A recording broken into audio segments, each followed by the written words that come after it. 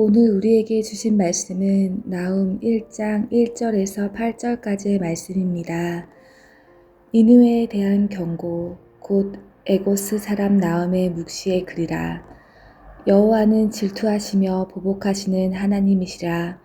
여호와는 보복하시며 진노하시되 자기를 거스리는 자에게 여호와는 보복하시며 자기를 대적하는 자에게 진노를 품으시며 여호와는 노하기를 더디하시며 권능이 크시며 벌받을 자를 결코 내버려 두지 아니하시느니라.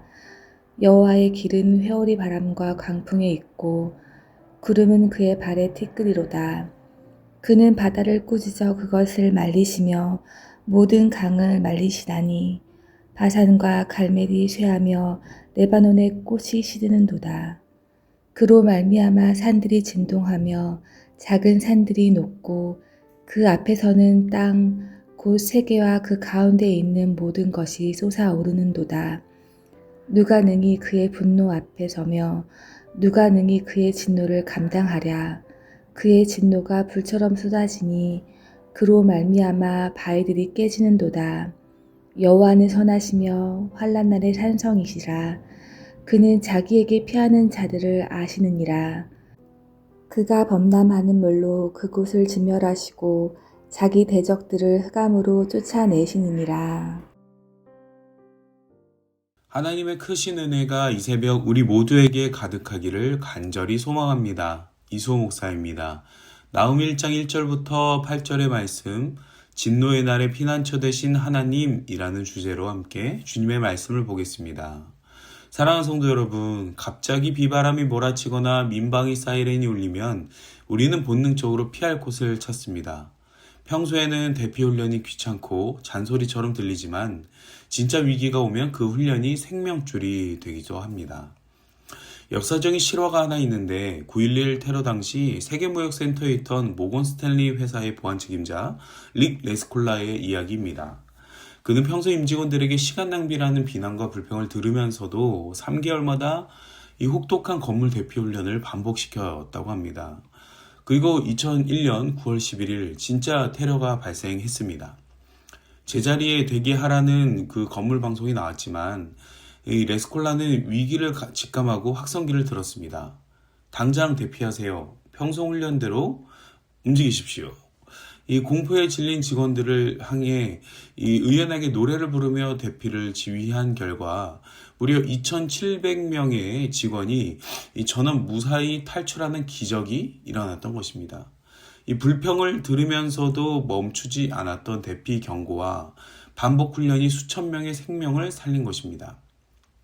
오늘 우리가 마주한 나훔서 말씀이 바로 이 대피 경보와 같습니다.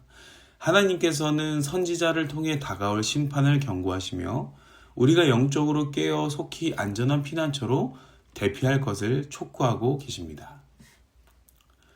나훔서 1장을 보면 이 말씀이 니느웨를 향한 하나님의 엄중한 경고임을 알 수 있습니다. 니느웨는 과거 요나 선지자를 통해 선포된 심판의 메시지를 듣고 민족 전체가 금식하며 회개했던 역사적인 장소이죠. 그러나 약 1세기, 100년이 지난 지금 니느웨 백성들은 하나님의 은혜를 잊어버렸습니다. 도리어 이전보다 더 잔혹한 악행을 일삼으며 심판을 자초하고 있었습니다. 이에 하나님께서는 나훔 선지자를 통해 다시 한번 그들에게 심판을 선언하십니다. 하나님의 대언자인 나훔의 사명은 바로 이 무거운 경고의 말씀을 니느웨에게 그대로 전달하는 것이었습니다. 당시 아수르 제국의 수도였던 니느웨가 잔인한 권력으로 쌓아올린 죄악의 무게는 결국 자신들을 짓누르는 파멸의 무게가 되어 되돌아왔던 것입니다. 오늘 본문 2절의 나훔 선지자는 하나님을 질투하시는 하나님으로 소개합니다. 이 성경이 말하는 하나님의 질투는 백성을 향한 하나님의 뜨거운 열정과 언약 관계를 신실하게 지키시려는 사랑의 또 다른 얼굴입니다. 오직 하나님만 사랑하라는 요구를 저버리고 우상을 숭배할 때 이 질투가 시작되는 것입니다. 또한 하나님은 보복하시는 분으로 묘사되며 본문에서 이 표현이 3번이나 반복됩니다. 지난 100년 동안 아수르 제국의 무자비한 폭력과 억압 속에서 신음하던 이스라엘 백성에게 하나님의 보복은 곧 구원과 해방을 의미하는 복된 소식이었습니다. 하나님은 택하신 백성이 고통받을 때 침묵하지 않으시고 대적들을 향해 정당한 진노를 쏟으시는 분입니다. 하나님은 거룩하고 공의로우시기에 결코 죄악과 공존하실 수 없는 분이십니다. 우리는 이 하나님의 보복하심을 신뢰해야 합니다.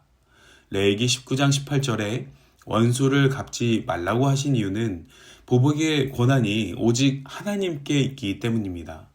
우리가 직접 원수를 갚으려 하거나 원망하다 보면 우리 역시 하나님의 형상대로 지음받은 상대를 해치는 죄를 범하게 되고 결국 동일한 심판의 대상이 될 수 있습니다. 신명기 32장 35절의 말씀처럼 우리가 원수들로 인해 실족할 바로 그때에 하나님께서 개입하셔서 속히 심판하실 것입니다. 하나님은 사랑과 공의의 하나님이십니다. 사랑이 풍성하시기에 진노하기를 더디하십니다. 이 요나 시대의 니느웨의 제약이 하늘에 사무쳤을 때도 선지자를 보내 기회를 주셨고 그들의 회개를 기쁘게 받으셨습니다. 하나님은 그 누구도 영원한 죽음의 심판에 이르는 것을 원하지 않으십니다. 그러나 동시에 하나님은 공의의 하나님이셔서 죄를 결코 용납하지 않으시는 분입니다. 하나님의 권능은 위대하셔서 그분의 호통 한 번이면 풍요로운 바산과 갈멜의 초장도 무성한 레바논의 숲도 거친 바다도 모두 메말라 버리는 것입니다. 온 우주 만물을 다스리시는 이 어미하신 권능이 결국 하나님의 대적인 니느웨를 철저히 파멸시키다는 것입니다. 사랑하는 성도 여러분, 하나님의 질투와 보복이라는 어미한 성품이 오히려 우리의 신앙을 바르게 세우는 이중표가 되기를 소망합니다. 지금 내 삶에서 하나님보다 더 사랑하는 것은 무엇입니까? 나를 즐겁게 하고 하나님보다 더 높아지려 하는 이 교만한 마음이 있다면 이 시간 솔직하게 직면하기를 소망합니다. 만약 그런 우상이 발견되었다면 속히 회개하고 하나님께로 돌이켜야 합니다. 사랑의 하나님은 우리가 심판받기를 원하지 않으십니다. 우리는 하나님이 택하신 백성이며 왕같은 제사장이요 거룩한 나라의 백성입니다. 세상이 주는 잠깐의 즐거움, 하나님을 잊게 만드는 예욕과 물질의 유혹에서 과감히 빠져나오십시오. 그리하여 온전히 하나님께서 부어주시는 참된 기쁨과 은혜를 누리는 저와 여러분이 되시기를 주님의 이름으로 축복합니다. 하나님의 진노는 교만한 대적들을 낮추기 위함입니다. 그분의 진노가 임할 때 거대한 산들이 진동하며 녹아내리고 대지가 뒤집히는 역사가 일어납니다. 그 어미하신 진노 앞에서는 그 어떤 대적도 두려움에 떨며 버텨낼 재간이 없는 것입니다. 그러나 이 감당할 수 없는 진노의 날에 여호와를 끝까지 믿고 의지하는 자들에게 하나님은 도리어 선하신 분이 되어 주십니다. 본문 7절은 이렇게 선포합니다. 여호와는 선하시며 환난 날의 산성이시라. 그는 자기에게 피하는 자들을 아시느니라. 아멘. 나훔 선지자가 하나님의 무서운 진노와 인자하신 선하심을 동시에 언급한 이유가 바로 여기 있습니다. 하나님은 당신의 백성을 사랑하셔서 환난의 때에 피할 안전한 산성을 예비해 두십니다. 인생의 무게가 견딜 수 없을 만큼 무겁고 사방에서 폭풍우가 몰아칠 때 전적으로 하나님을 의지하는 자들은 이 산성 안에서 완벽한 보호를 받게 되는 것입니다. 더욱 위로가 되는 것은 산성이신 하나님께서 그곳으로 피하는 자들을 아신다는 사실입니다. 여기서 아신다는 것은 단순한 지식적 알미 아니라 우리의 머리카락까지 다 새실 정도로 깊은 애정을 가지고 세심하게 돌보신다는 뜻입니다. 이 깊은 친밀함이 바로 우리와 하나님의 관계의 기초입니다. 우리가 고난과 역경 속에서 눈물 흘릴 때 하나님은 그 모든 상황을 다 보고 계시며 우리의 아픔을 정확히 알고 계십니다. 마지막 때에 그리스도께서 다시 오시면 세상의 모든 악과 질병, 죽음은 영원히 끝이 날 것입니다. 우리 어린이 찬양 중에 바람 불어도 괜찮아요 라는 곡이 있습니다. 가사는 단순하지만 깊은 진리를 담고 있습니다.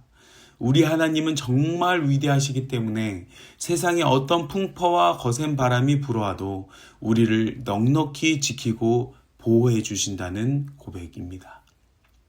그 선하신 하나님이 지금 우리를 알고 계십니다. 반면 끝까지 회개하지 않는 대적들은 과거 노아의 홍수 때 온 땅의 생물들이 심판을 받았던 것처럼 철저하게 멸하실 것입니다. 이 니느웨에게도 분명 요나를 통해 회개할 기회가 있었습니다.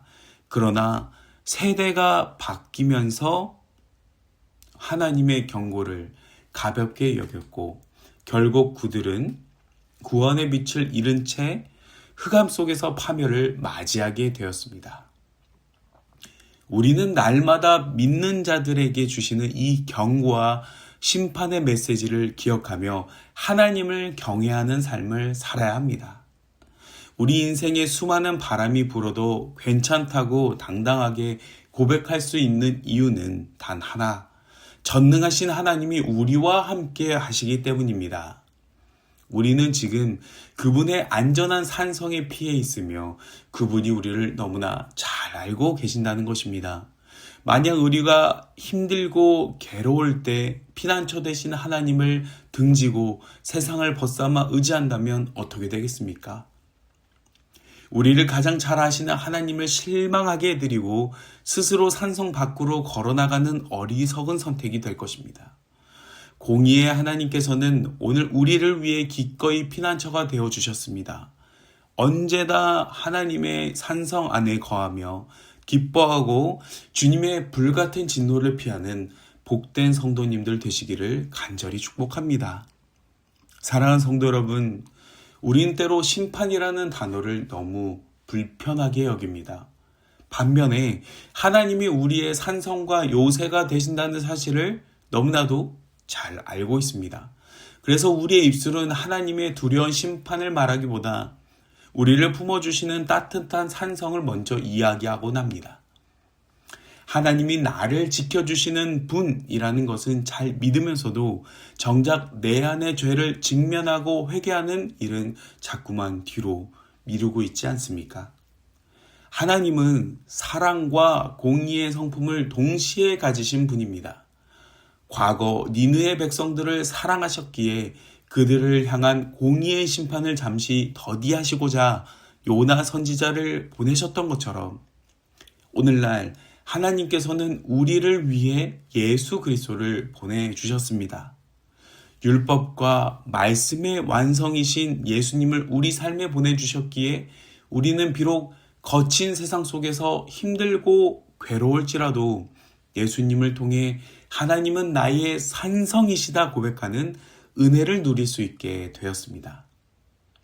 때로는 우리의 신앙을 뒤흔들고 삶을 고통스럽게 만드는 주변 사람들이 있습니다. 나를 힘들게 하는 그 원수 같은 이들을 마주할 때 도리어 그들을 위해 간절히 기도할 수 있기를 소망합니다. 하나님의 공의로운 심판은 믿는 자나 믿지 않는 자나 모두에게 임하기 때문입니다. 우리는 그 준엄한 심판 앞에서 오직 예수님을 믿는 믿음으로 끝까지 우리의 신앙을 지켜내야 합니다. 하나님께서 우리에게 예수님을 보내주신 것은 오직 나 하나만 구원받게 하기 위함이 아닙니다. 나훔 선지자를 통해 니느웨에 최종 심판이 선언되었을지라도 만약 그들이 그 경고의 말씀을 듣고 다시 엎드렸다면 100년 전 요나 때처럼 또 한 번 회개의 은혜를 입었을 것입니다. 그러나 안타깝게도 성경은 그들의 돌이킴에 대해 더 이상 기록하지 않고 있습니다. 이것은 기회를 발로 차버린 것입니다.